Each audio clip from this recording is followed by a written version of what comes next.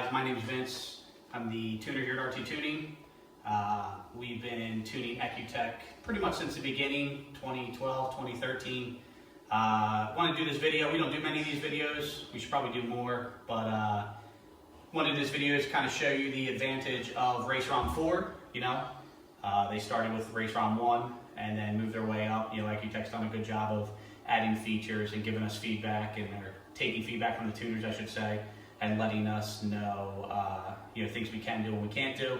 And they've come up with RaceRom4. It's mainly based off of a lot of the GTR stuff, which they've had out for a while, but they've done a good job of implementing it, and I wanted to show you guys some of the features. So, come on over.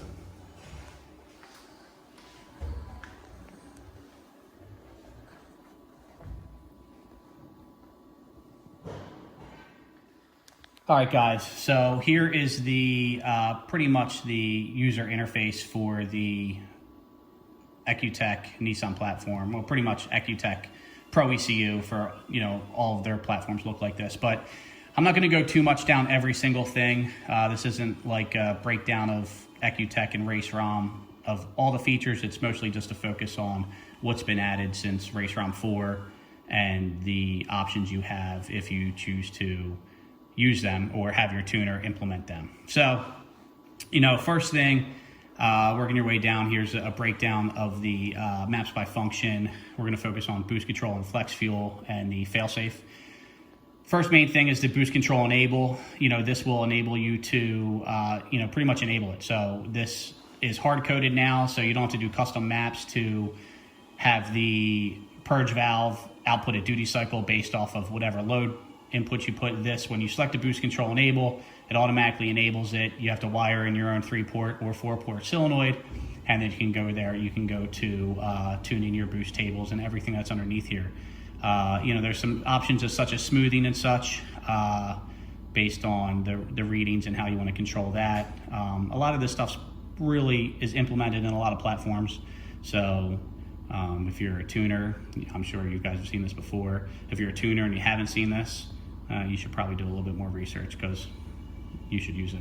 But so they have, first we'll start with the boost limits. There's a boost limit for gasoline, which I have at 0.85 bar relative, 1.85 absolute. You know, and essentially what this does between that and the ethanol is it allows you to have two different boost cuts between your blend of ethanol. So, you know, you don't want to run 14 pounds of boost, let's say, on pump gas. So if you had an issue where your boost creeping or something's going on, you know, it would limit your boost there, and it would give you a fuel cut set up in that scenario to keep things safe. But maybe you want to run 14 pounds in ethanol, but you don't want to run 17 pounds in ethanol. So that's what the boost limit is there for, to be able to be adjusted between the two. Here's the blend ratio between the two, so you can, you know, move it up and down as you see fit. The next is kind of the boost target. Boost target's really nice because once you set up all your boost tables, realistically, all you have to do is adjust this. So here's your boost target for, you know, pump gas, 1.75 absolute. I have it ramping up to 1.78, you know, the higher RPMs. We keep the torque down a little bit, and then ramp it up a little bit in the higher RPMs where we know the VQs can handle it pretty easily. You know, and then you'll see here in 5th gear and 6th gear, you know, I have it turned down a little bit. You know, this is a stock motor. You don't need to be running all the boost in all the gears. You know, if you're running it full out in, you know, 5th gear and you're trying to make as much boost as possible, you know, 5th gear tops out at, you know, 170 miles an hour. You're boogieing pretty good. So, you know, you don't want to have all of that boost there, especially on a stock motor. Built motor, you know, things change. You know, guys that do half-mile events and stuff like that, you're not going to want to lower this in those gears. So that's for the gasoline, and then same thing with the ethanol.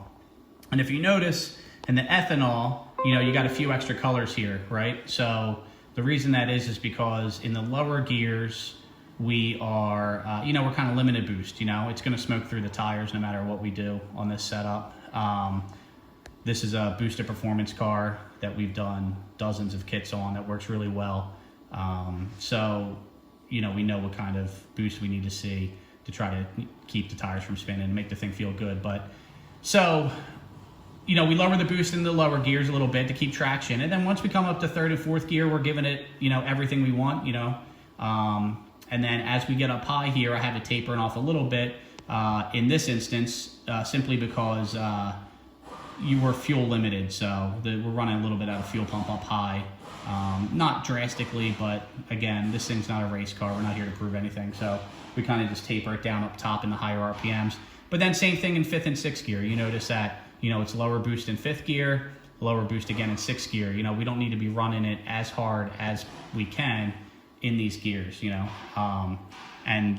You know, so this essentially is, once you set up all your boost control stuff, you know, this is the table you use to adjust it. So it works really well. Again, it comes from the GTR stuff, and, you know, they have, Ecutek has over a decade of development on the GTR platform, and, you know, that's, you want pretty much the go-to ECU platform for GTRs, and it's good that we were able to bring it over here to our 370Z platform, VQ platform. So here's a boost target, mode multiplier, nothing too crazy. Pretty much just, you know, you don't want full boost at partial throttle. So these are some tables that that come in, you know, to kind of smooth it so you're not targeting, you know, full boost at 20% throttle. Essentially, we're targeting 20% boost at 20% throttle, you know, and then we have it ramping up.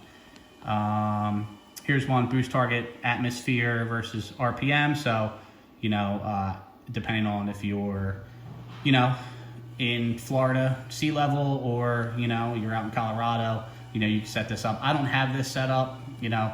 Typically, these cars do okay with the size of the turbo and stuff like that. If it was a smaller turbo and the customer is running it hard and we had these issues, then, you know, we would certainly want to set that up. So, next is a boost target for the engine coolant temp. Essentially, you know, guys can set this up how they want. Tuners don't have to do anything. I'm sure some tuners will see it and they'll be like, yeah, I've been doing that for a while. And some tuners will be like, yeah, I didn't think of that. So either way, it's not something that has to happen. But in this table here, with the boost target and the engine coolant temp modifier, you know, I have it targeting 50% of the boost level that I would normally want to target under 50 degrees. So as the car is warming up, it's not going to allow you to target full boost. So coming up to 50 degrees Celsius, it's 50%, 60 degrees Celsius at 75, and 70 degrees Celsius and up, gives you full boost, full target amount. So that's on the engine coolant temp. On the engine oil temp, you know, it's opposite. So, you know, you want full boost for your engine oil temperature as you're coming up. I guess I could kind of lower it in this area here as well. You know, if the oil temp's cold, you want it lower, but, you know, that's what the engine coolant temp's for. So again, plenty of options, just depends on how much you want to put into it. But the important one on this one is, you know, up to 110 degrees Celsius, you know, we're giving it full boost target at 120, you know, we're at 83%, at 130, we're at 67% roughly, and at 140, we're 50. So, you know, essentially what this is this is showing us that as the oil temps get hot into possibly an unsafe area, you know, we want to lower our boost target. So that's an option that Ecutek gives us as well. And then same thing on the intake air temp, same thing, reads in Celsius, 50 degrees Celsius, we're all good. 60 degrees Celsius, we start to pull a little bit. This is more of a less of a ramp in, you know, because, you know, intake air temps are going to come up as you drive, you know, so it's not like we go from, you know, full boost to cutting it in half. But, you know, as you can see here, as we get up high, it does show, you know, it does start to taper down all the way to 110 degrees Celsius, which is pretty hot. If your intake air temps are at 110 degrees Celsius, you got some things to worry about. And this last one here, boost target mode, gear multiplier. You know, this again is another way of limiting your boost target based on the map switch mode, which is 1, 2, 3, 4, and then your gear, which is 1, 2, 3, 4, 5, 6. You know, first in map 1, we have it at 2.2 atmospherics, which is, you know, 1.2 bar, which is roughly 17 pounds, a little over, I guess. So that gives us full boost in map 1. But map 2, you know, we limit to 1.7, you know, maybe 10, 11 pounds in that area. But the good thing with this is that it's still, you know, the flex fuel and all that stuff still works, but that's our hard limit there where our hard limit on our target, I should say, and that's where you know, you could set it in map 2 if someone else was to drive it or whatever, and pretty much you can set this as low as mechanically as you can, which is what the wastegate spring is. So, and then some of the other stuff is just options, activation, manifold pressure, you know, here's your base table for low and high, you know, altitude and the blend between the two. Again, another adjustment that Ecutek gives you. And then here's all your boost air, you know, activations, for your integrals and your proportionals and all that stuff. And this is to be set up by the tuner based on, this will always change depending on what your wastegate spring is compared to target and how much you want to do. So that's on the boost side of things. And then we'll switch to the failsafes. So the failsafes here, same thing. Comes a lot from the GTR stuff that they brought over. This is hard coded in there. We used to have to set this up in custom maps, but we don't have to anymore, so which is nice. But essentially this gives you the options to set thresholds to keep everything safe and in check. So, you know, you have your air fuel correction max and your timeout. So essentially what that is that, you know, if your trims are slowly getting worse and worse over a certain amount of time, it sees that. You know, it will, as long as it falls above the thresholds for what you set for your, like your minimum thresholds for this to activate, this will, you know, limit the throttle and put you in a limp mode to keep everything safe. So you have air fuel correction, air fuel lean max, coolant pressure, fuel pressure, oil pressure, those things all have to be separate sensors that are added in, but it's really nice because they give you those options to pretty much add it in, and then under sensors, I'll show you that in a minute, you pretty much just click on that and you can add it.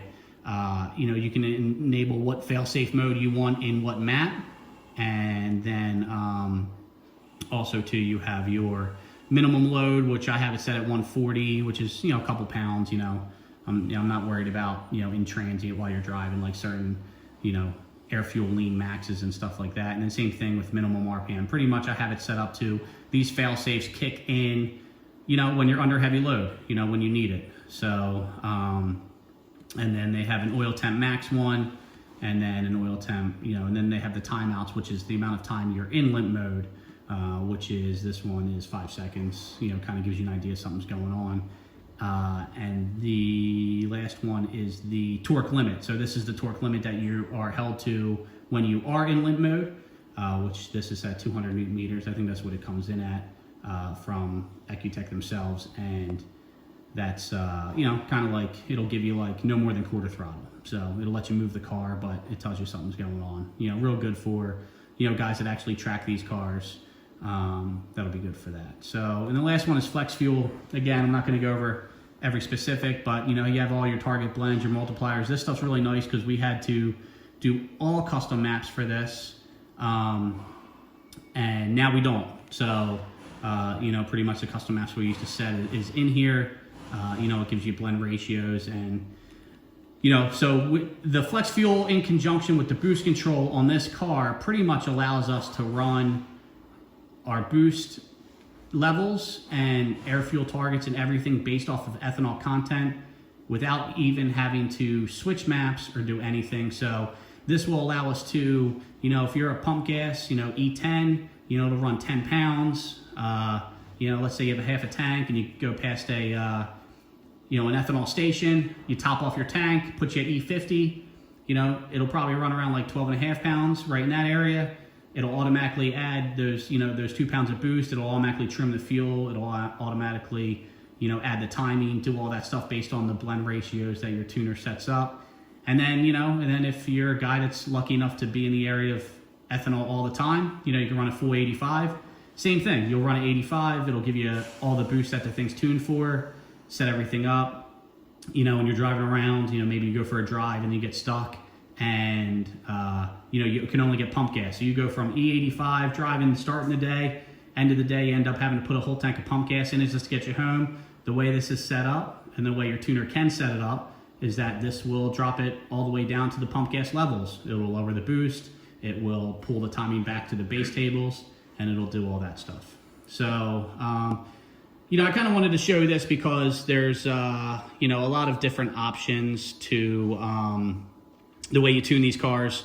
You know, these things can't be set up, you know, per car, you know, all in, you know, a multiple dyno tuning day type of scenario. You know, these things need to be put on the dyno per car. If a shop's done a lot of them, then, you know, they'll have it pretty close. But even when you do a lot of them, you find yourself, you have to make adjustments per car based on, you know, whether you're adjusting your wastegate, integral, or proportional, trying to get that boost nice and flat. You know, it just has to happen. So you can get it tuned for, you know, $400 or $500 and run one boost level, one fuel, or you can run, you know, get it tuned for, you know, $800-900 and run separate maps for different fuels and the whole nine. Or, you know, maybe, you know, you want your tuner to set it up like this, and, you know, this takes several hours, but, you know, and maybe it's, you know, $1,000 or $1,200 for a full tune session. But at the end of the day, you know, you don't have to, you don't have to guess, you know, everything's set up there. Failsafes are set up in there in place to keep everything in check just in case there is a hardware failure, and, you know, gives you a little peace of mind as well. So I just wanted to give you a rundown on this stuff, and, you know, hopefully this was a good first vid.